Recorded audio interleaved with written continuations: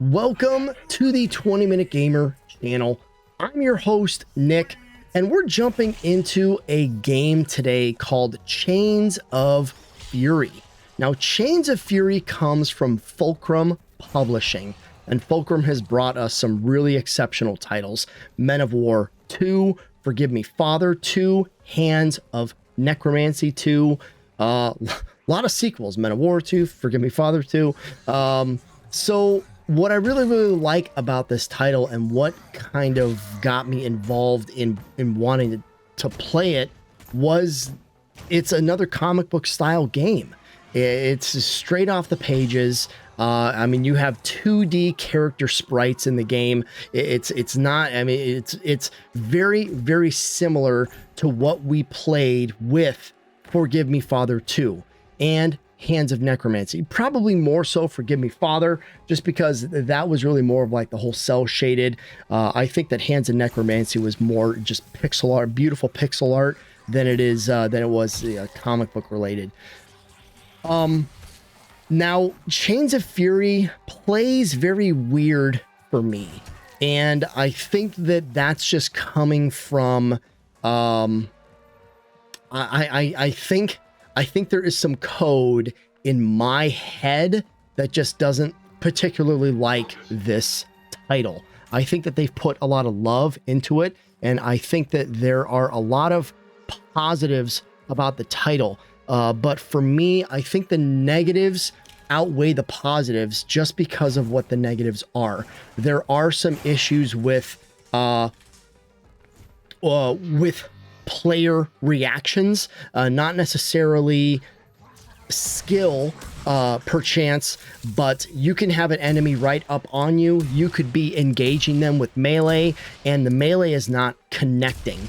I also don't like the fact that there are going to be times where you run through these piles of gold, and you'll have to run through them 4 or 5 times before the gold is collected. That just doesn't feel good to me. The noise of picking up the gold is very nostalgic for me. The noise of picking up the gold just screams Wolfenstein 3D. And so I think that in my brain, I hear that noise and I don't understand why the gold or items aren't being picked up. So there's a weird little connection in the coding of my brain with how this game plays and what I'm expecting versus what's actually happening, right? So there's that for me. Now the color palette, I think the color palette is fine. I think that it works for what it is they're trying to bring forward. But I don't understand. There's just something in the way the game plays. Okay, so I mean, there's a link in the description for there's a link in the description to the Steam store. If this looks like a game that you'd be interested in playing, I mean, Chains of Fury is currently $9.99 in the Steam store. I recommend checking it out, seeing if it is yours.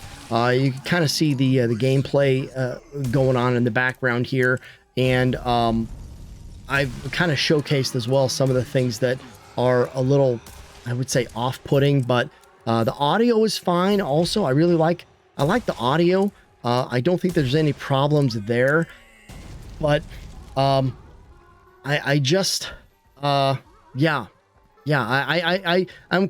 of winging this review because it's not really like a full 20-minute gamer review where I'm very enthused about the title. Unfortunately, I got a copy of this to review. I wanted a copy of this to review because I love the company. I love what Fulcrum puts out, but I think this one's a miss for me. I'm sorry, guys. I think this one is just a miss for me. Going up ladders is another thing. Like going up ladders, it just feels weird. Okay. But yeah, Chains of Fury, this is what it is. I appreciate all your time today, everybody. Listen, that's all I've got for you. Kind of short and sweet. But I'll see you on the next one. Nick out.